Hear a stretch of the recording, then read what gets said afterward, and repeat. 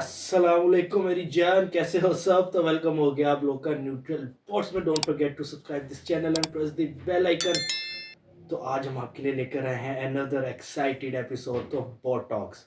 और जो आज की बॉट टॉक्स का टॉपिक है वो है कश्मीर डे।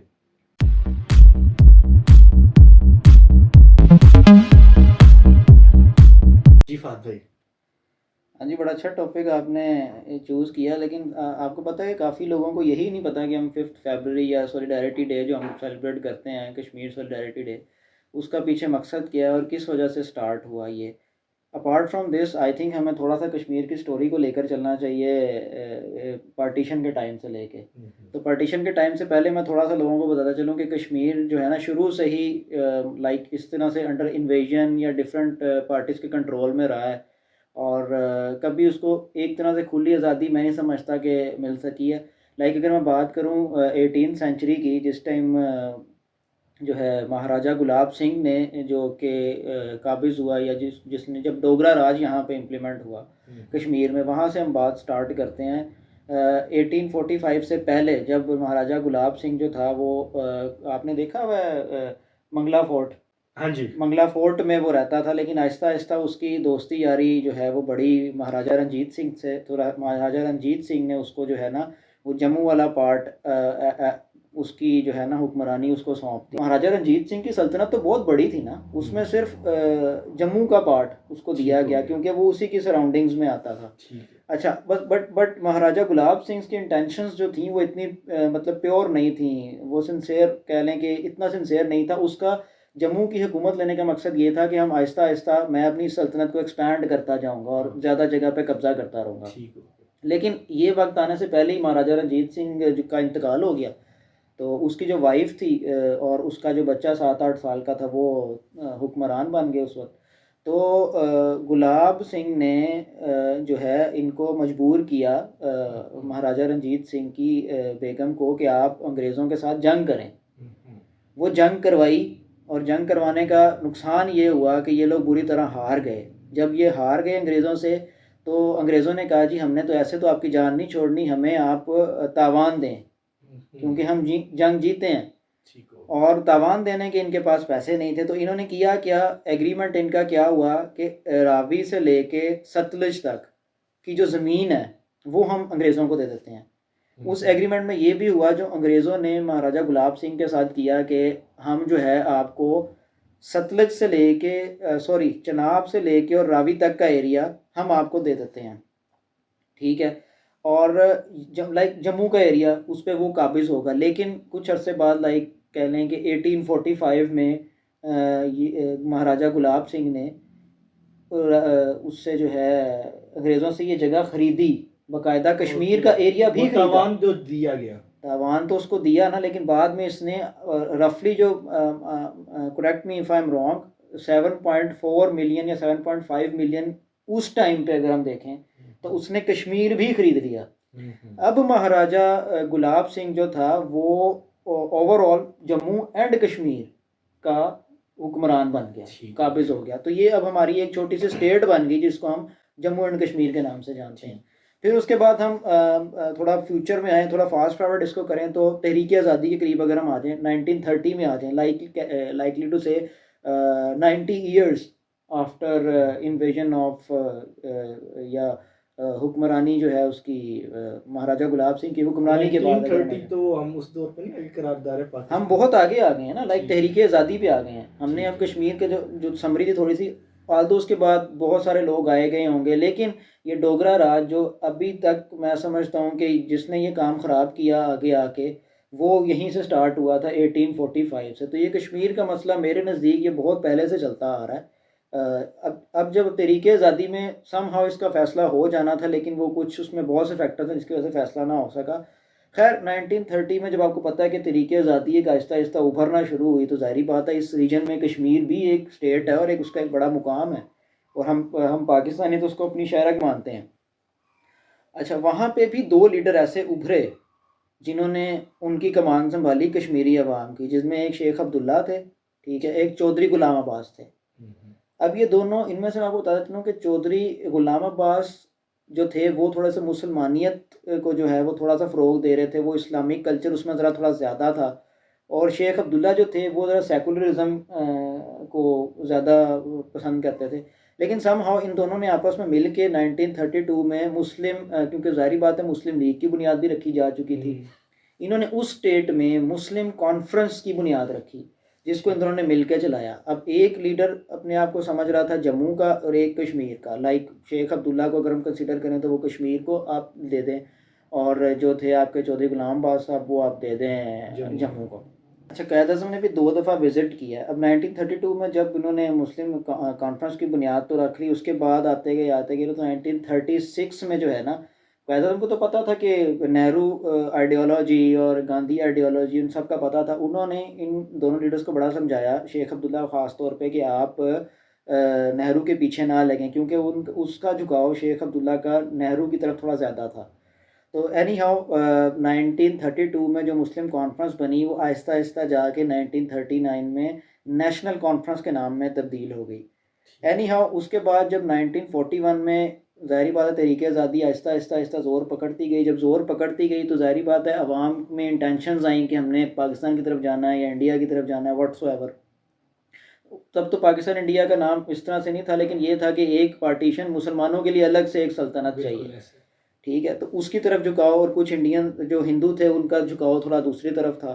तो खैर एनी हाउ आहिस्ता आहिस्ता जब सेकुलरिज्म वालों का हाँ, जब ये थोड़ा सा मज़ीद थोड़ा सा इसमें मतलब कह लें कि थोड़ी हीट पकड़ी, तो इन दोनों लीडर्स में इख्तलाफात मज़ीद बढ़े और ये दोनों एक दूसरे से अलग हो गए, ठीक है। अब 2 मेंटालिटीज़ आ गई ना। देखो, इसमें जो शेख अब्दुल्ला थे वो चले गए नेहरू साइड पे, और वो अवाम में वो उनकी इंटेंशंस थी कि हम दूसरी तरफ जाएं, और जो गुलाम अब्बास साहब के साथ थे उनकी इंटेंशंस थी कि हम मुसलमानों का जो अलग मुल्क जो बनेगा, जो अभी बनना है, हम उस तरफ जाएं। खैर, इसमें आहिस्ता आहिस्ता अब आगे चले तो हम करीब आ जाते हैं पार्टीशन के, जब लॉर्ड माउंटबेटन ने रेड क्लिफ की सरबराही में एक वो बनाया, उसको क्या कहते हैं, बाउंड्री कमीशन बनाया, जिसमें उन्होंने डिसाइड करना था कि कौन कौन सी बाउंड्रीज़ किस किस जगह पे आएंगी।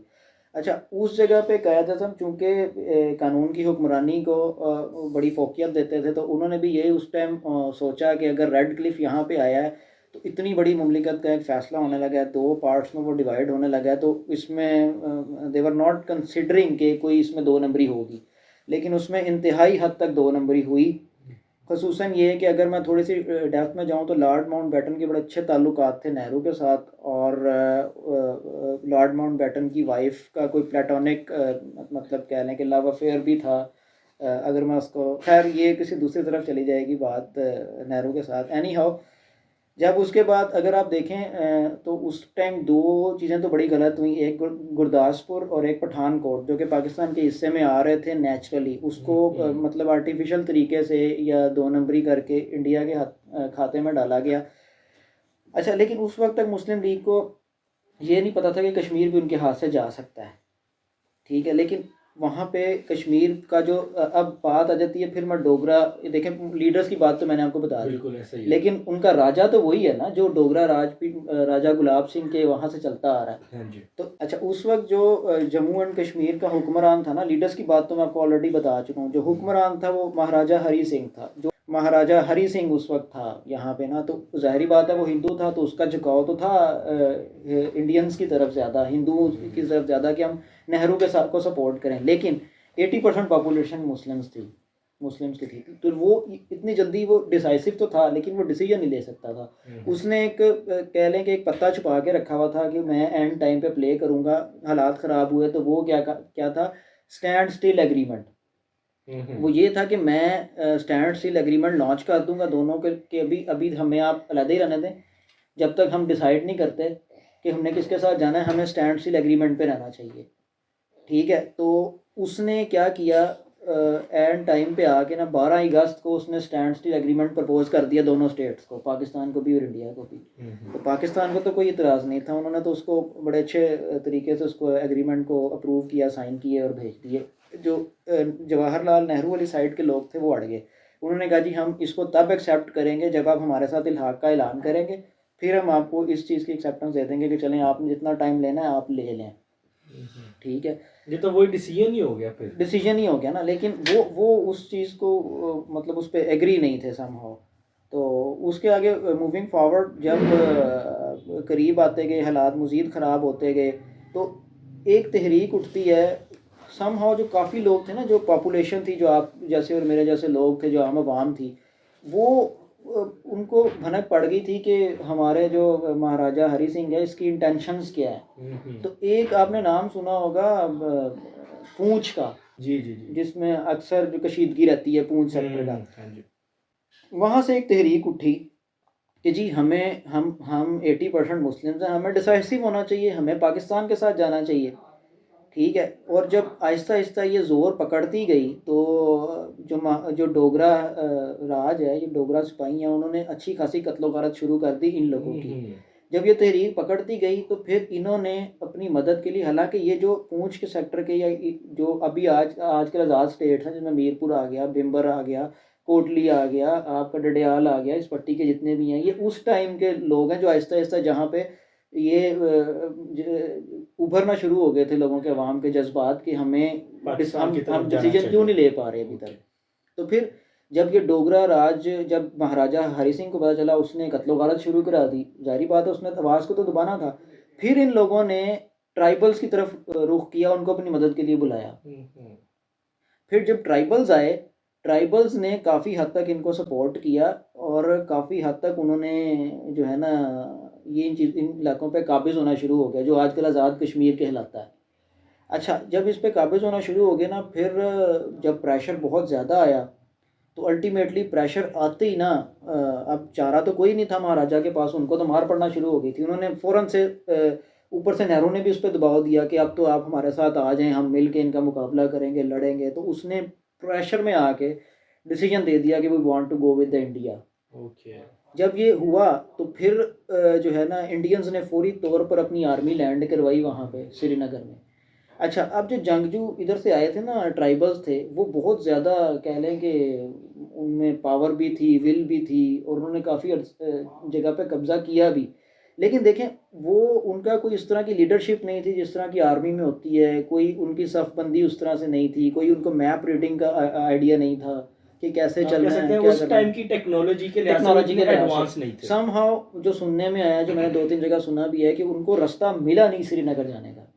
क्योंकि अगर वो श्रीनगर पहुंच जाते, तो श्रीनगर वाज द एरिया जहाँ पे उनका एयरपोर्ट था, जिस पे इंडियन आर्मी लैंड की। अगर समहाउ वो अगर उन्होंने इन सारे चीज़ों पे कब्जा कर लिया, तो वो श्रीनगर पे भी कब्जा कर लेते, तो इंडियन आर्मी कभी भी लैंड ना कर सकती वहाँ पे। जब हालात मज़ीद कशीदा हुए, जब इनको फिर मार पड़ना शुरू हुई, क्योंकि ट्राइबल्स को तो आप बड़ी अच्छी तरह जानते हैं, वो मतलब जंगजू भी हैं। और अच्छा, अब ये जो मैं बात सारी आपको बता रहा हूँ ना, ये पार्टीशन के बाद की बात है, जब हालात कशीदा हुए हैं।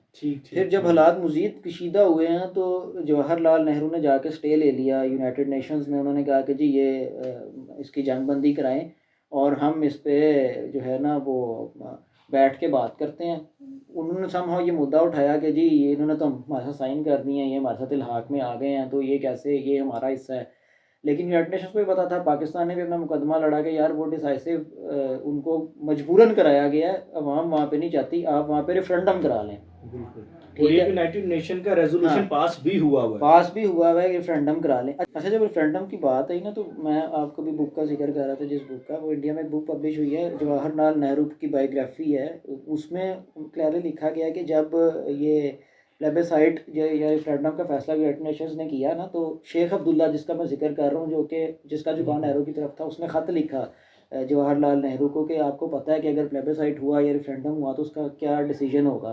तो जवाहरलाल नेहरू के ये वर्ड्स थे लेटर में, और उनके लेटर काफ़ी रिकॉर्ड में पड़े भी हुए हैं कि तुम फिक्र ना करो, ये प्लेबिसाइट कभी नहीं होगा। अब वो देखो कि, और आप देख लें कि आज तक नहीं हो सका। अब वो एक उनकी अना का मसला बना हुआ है। तो अगर हरी सिंह की बात करें, तो वो खुद हिंदू था, तो वो क्यों चाहेगा कि एक मुस्लिम स्टेट के साथ वो मिल जाए आके।